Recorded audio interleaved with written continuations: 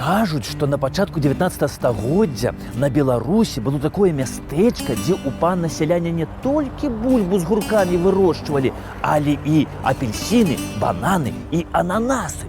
Я падумаў, няўжо і сапраўды у нас нейкі быў такі аазіс на Беларусі, дзе надвор'е было як у Афрыцы альбо ў Лацінскай Амерыцы.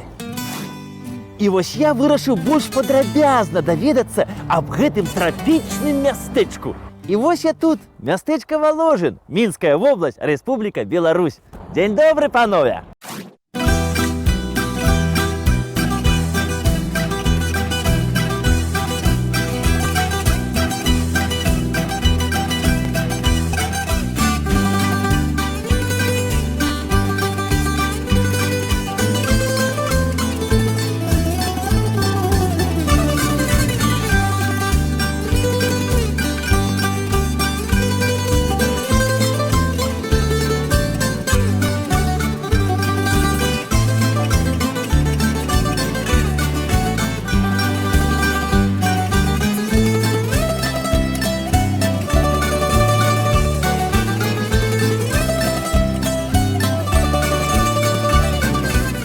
Калісьці даўным-даўно вось праз гэтыя мясціны ішоў самы прамы шлях з Мінску да Вільні.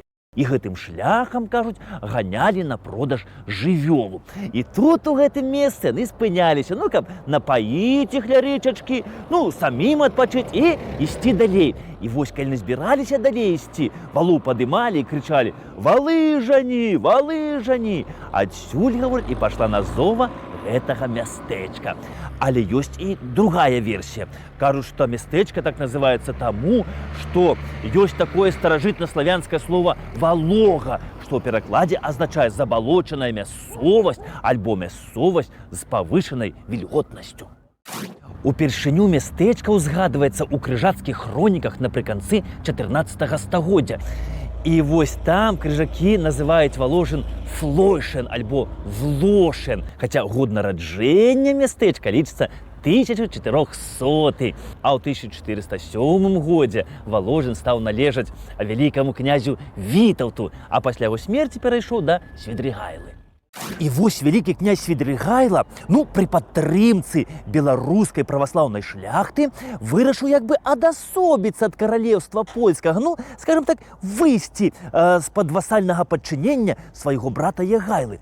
Але вось нашым беларускім шляхцічам-каталікам гэта пачало не падабацца, і яны на чале з братам Вітаўта Жыгімонтам Кейстутавічам выступілі супраць Свідригайлы. І вось тут у нас на Беларусі пачалася самая сапраўдная грамадзянская вайна. Пайшлі брат на брата, пачалі гарэць вёскі, мястэчкі, гарады і знішчацца цэлыя магнацкія дынастыі. І вось у гэтай жудаснай грамадзянскай вайне выйграў і прыйшоў да ўлады Жыгімонт Кейстутавіч. Свідригайла з'ехаў адсюль на Валынь, дзе і памёр. Жыгімонт Кейстутавіч цалкам прыняў бок польскай шляхты. І наша беларуская шляхта, калі тая, которая падтрымала Жыгімонта, зразумела, каго яна прывяла да ўлады, яны абурыліся і пачалі рыхтаваць змову. Узначаліў змоўшчыкаў князь Чартарыйскі. Але Жыгімонт Кейстутавіч ведаў, што на гэтай зямлі яго не вельмі любяць, і схаваўся ў Трохскім замку. І ён цалкам акружыў сябе моцнаю аховаю. Але Чартарыйскі з некаторымі шляхцічамі змаглі прабрацца ў Трохскі замак і увайсці ў пакоі Жыгімонта. Але яны ведалі яшчэ тое, што ён нікому не адчыняў дзверы, акрамя свайго прыручанага медведзя, калі той царапаўся па дзвярах лапаю. І вось медведь якраз гуляў. Яны медведя закалолі, адрубілі лапу і гэтай лапай пашкрабалі па дзвярах. Жыгімонт дзверы адчыніў і быў заколаты. А на той час Воложин уже быў цэнтрам Воложинскага княства, і ўладарылі тут 5 валожынскіх братоў. І вось вестка аб тым, што Кейстутавіч забіты, прыйшла сюды, калі тут ладзіўся пір у гонар прыезду да братоў Яна Гаштольда. І вось калі Ян Гаштольд даведаўся аб забойстве Кейстутавіча і што трон вялікакняскі пусты, ён хуценька ўскочыў на коня ноччу і паехаў у Гальшаны.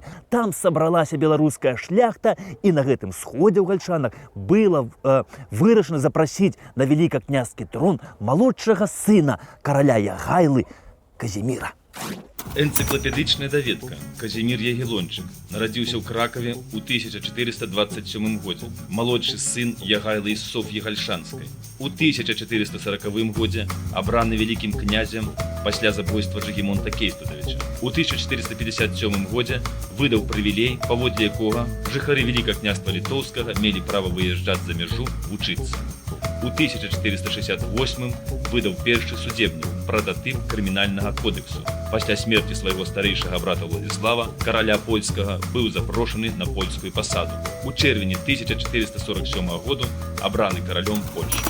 І вось вялікім княстве літоўскім пачаў уладарыць вялікі князь Казімір. Але вось самі ж разумееце, ўлада гэта ўлада, за яе спакон веку калатнеча была.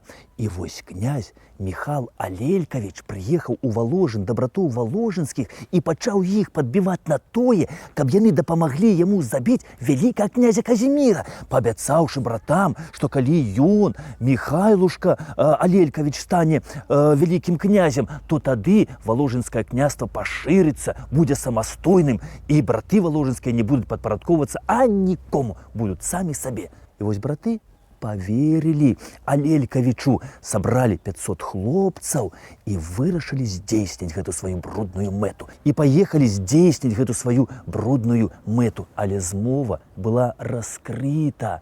Браты схопленыя, і ў троках іх усіх 5 пакаралі смерцю. На гэтым і скончылася развіццё валожынскага княства, і скончылася дынастыя братоў валожынскіх.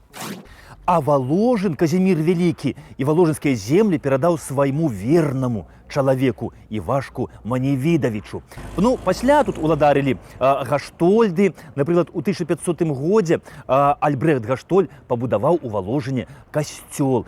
Але калі род Гаштольдаў як бы згас са Станіславам Гаштольдам, то Валожын стаў каралеўскай уласнасцю. І вось тады кароль Рэчы Паспалітай і вялікі князь Вялікакняства Літоўска Жыгімонт II Аўгуст Валожын падараваў свайму сябру Мікалаю Радзівілу Чорнаму.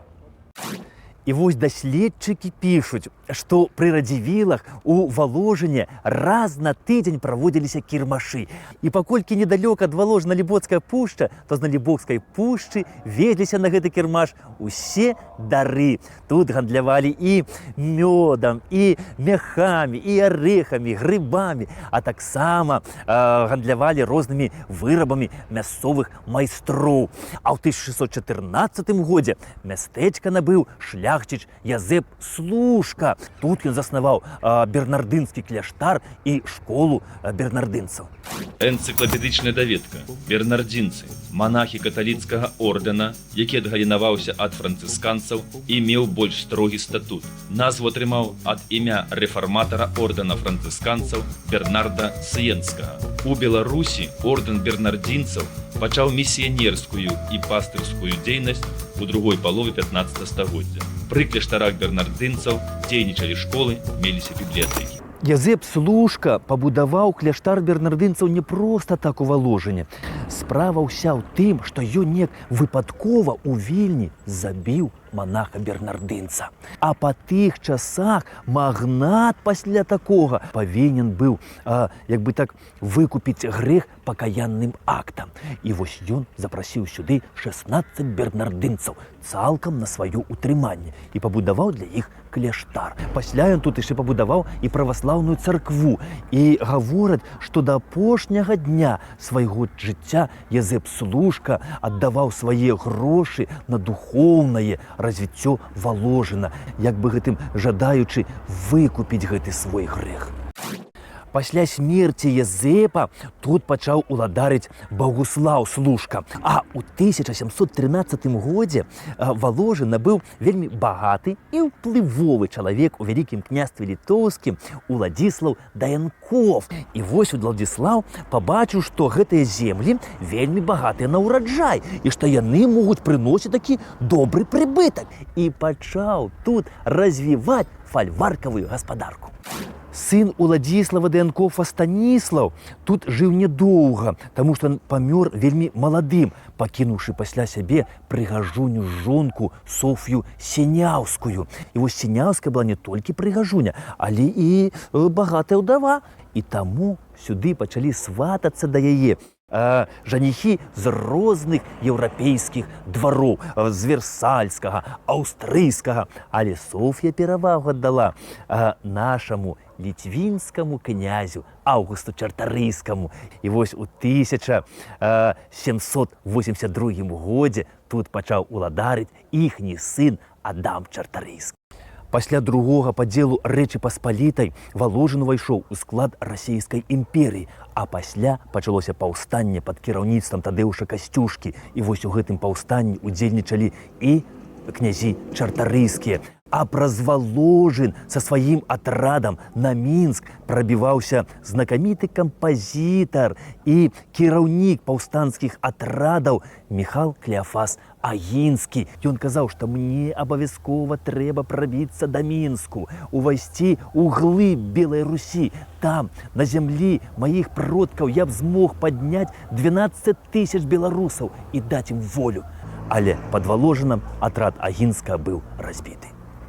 Энцыклапедычная даведка. Міхал Клеафас Агінскі, дыпламат, кампазітар, вялікі падскарбе літоўскі. Нарадзіўся ў 1765 годзе ў Гузаве, недалёка ад Варшавы. Прадстаўнік старадаўняга магнацкага роду. У 1794 удзельнічаў у паўстанні пад кіраўніцтвам Тадзеуша Касцюшкі, уваходзіў у найвышэйшую раду літоўскага народа.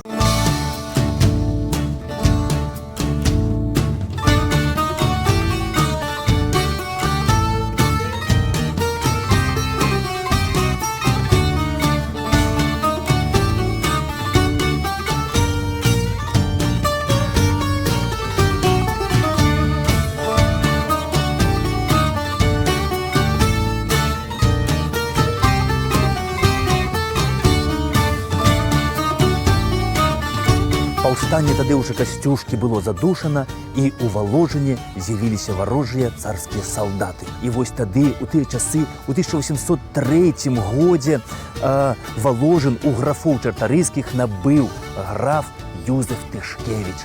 І тут ён пабудаваў вось гэты палацавы комплекс, аранжарэі, касцёл і ўсё у стылі класіцызму. І Воложын стаў падобны на Афіны ці Пелапанес.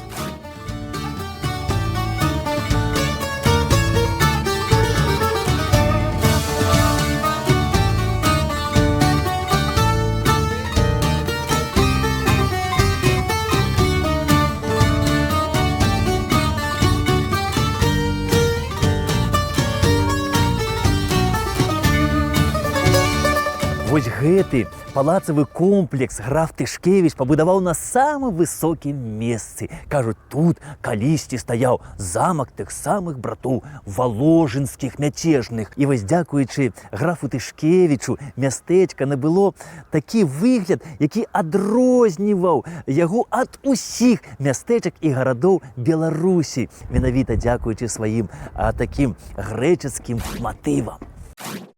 У палацы графоў Тышкевічаў знаходзілася вялізная бібліятэка, у якой захоўваліся старажытныя рукапісы, а таксама была і мастацкая галерэя. І ў гэтай галерэі былі творы знакамітых еўрапейскіх мастакоў. А вось па гэтай лесвіцы Юзеф Тышкевіч спускаўся ў свой цудоўны сад, які, кажуць, нагадуваў адзін з 7 цудаў свету – сад Семіраміды. Палацавы комплекс замыкаў вось гэты будынак. Гэта і ёсць знакаміты... Здравствуй. Гэта і ёсць знакамітыя аранжарэі графоў Тышкевічаў. І вось тут раней знаходзіліся сапраўдныя тропікі.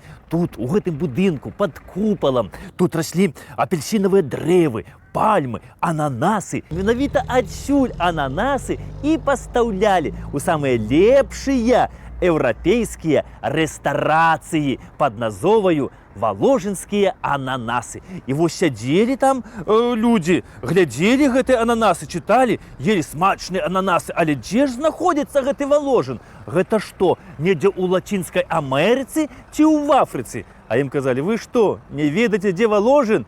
Гэта ж на Беларусі!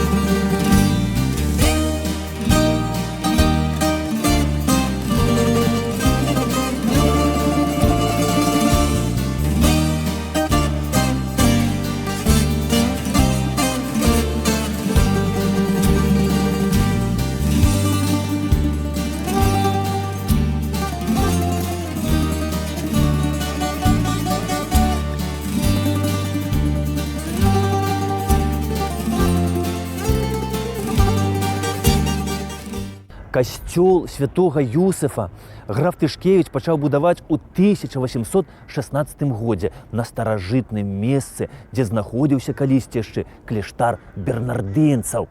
Але вось у 1863 годзе пасля паўстання Кастуся Каліноўскага касцёл зачынілі, а пасля перадалі праваслаўным вернікам, а зверху нават надбудавалі так званую цыбуліну. А падчас савецкай улады у касцёле размяшчаўся мінскі завод па пластмасавых вырабах, і вернікам храм быў вернуты толькі напрыканцы мінулага стагоддзя.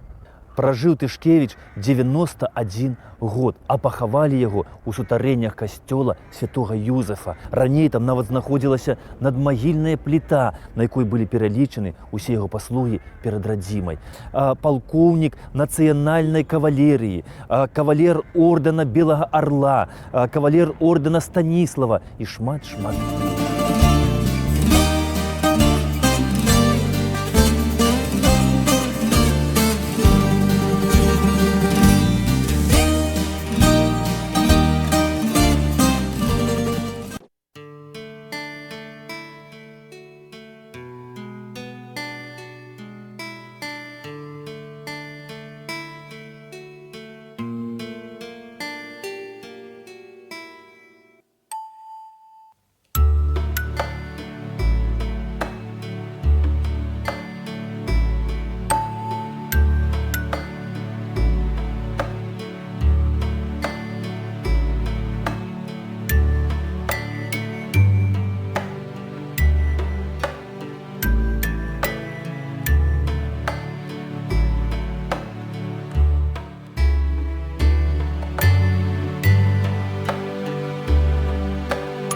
Вось гэтую царкву святых Канстанціна і Алены пачалі будаваць разам з касцёлам пры графу Тышкевічу, а вось асвяцілі яе толькі ў 1866 годзе. Граф Тышкевіч, кажуць, хаця і быў каталіком, але з павагай адносіўся да ўсіх канфесій. Ён не дзяліў на тое, што каталікі гэта палякі, а праваслаўныя гэта рускія. І нават казаў, што у царкве і ў касцёле служба павінна весціся на той мове, на якой прыхажанне размаўляюць дома па-беларуску.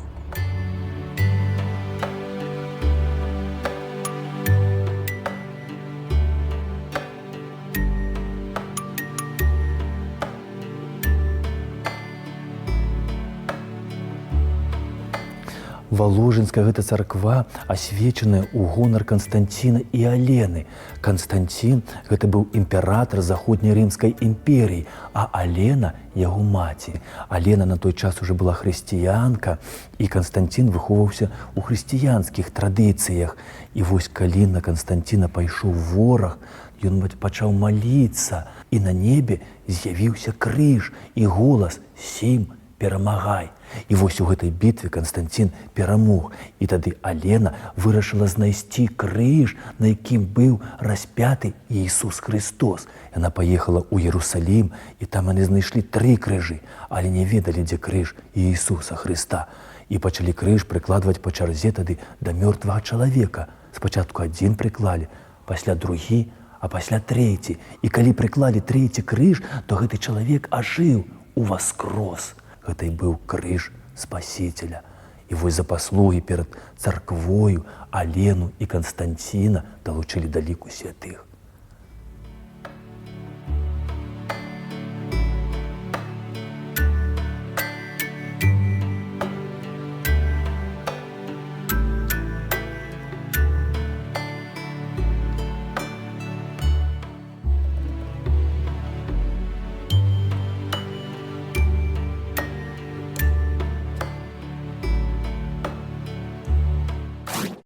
Вось у гэтым доме жыў Уладзіслаў Сівы-Сівіцкі, вядомы нам больш пад псеўданімам Стары Улас.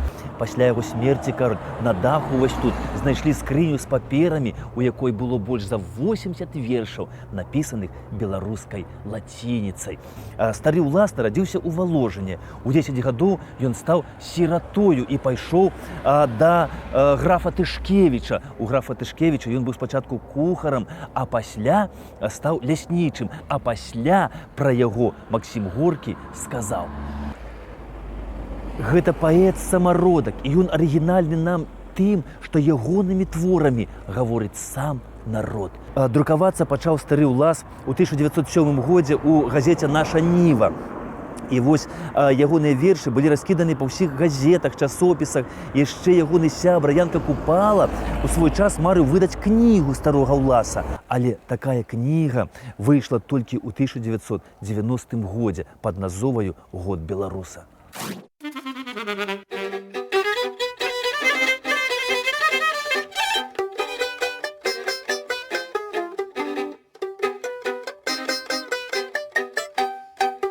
На пачатку 19 стагоддзя у гэтым мястэчку большая палова жыхароў гэта былі габрэі.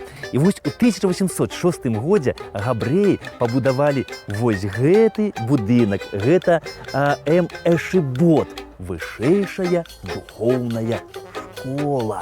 І вось сюды у Воложин, у гэтую духоўную школу прыязджалі вучыцца габрэі не толькі з расійскай імперіі, але і з Сірыі, Англии, Австралии, США, потому что Воложинская Эшибот была адзіная ва ўсёй Европе. Эшибот была зачынена царскімі ўладамі ў 1896 годзе, і па сённяшні дзень гэты будынак пустуе. Але вось на Беларусі захавалася такая одна цікавая прыказка. Калі нехта скажа што-небудзь такое занадта вумнае, то на яго так паглядзяць і кажуць: «О, бачыў, які разумны, як той габрэй воложынскі». Вось тут у Воложине одна мясцовая дзяўчынка мне распавяла такую цікавую гісторыю аб паходжанні назовы гэтага мястэчка. Яна мне расказала, што старыя людзі кажуць, што калісьці на гэтай вось гары жыў магутны волат. І гэты волат быў настолькі шчыры, добры чалавек, што дапамагаў усяму наваколлю. Аб ім ведалі ўсе. І вось калі ён памёр, то на гэтай гары яго і пахавалі. А пасля там з'явілася паселішча. І тут пачалі жыць людзі таксама добрыя, шчырыя, шчаслівыя. І калі яны з гары спускаліся, ішлі кудысьці, і іх дзе сустракалі, глядзелі і казалі: «А скуль вы такія шчаслівыя?» А не адказвалі: «А мы з той гары, дзе волат жыў». Так гэтую гару і пачалі заваць. Волат жыў, Воложин. Ну, панства, жадаю, каб вы заўсёды заставаліся добрымі, шчырымі і былі шчаслівымі. Да пабачэння!